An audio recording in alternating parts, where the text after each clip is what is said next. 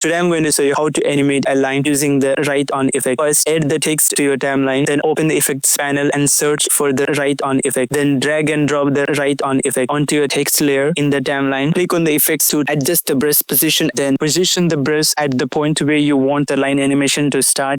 Then enable the toggle animation for both the brush position and brush size. Then adjust the brush size according to your preference. Let's set it to 20 for now. Move forward a few frames to the point where you want the line animation to end. Then adjust the brush position again to set the animation path of the line. Then change the color of the line to your desired color. And at the end of this animation, put a marker to prepare for the next text animation.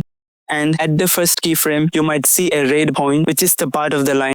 To remove it, go to the first frame of your timeline, enable the toggle animation of the brush opacity, set the brush opacity to 0%, then move one frame forward, then set the brush opacity to 100%.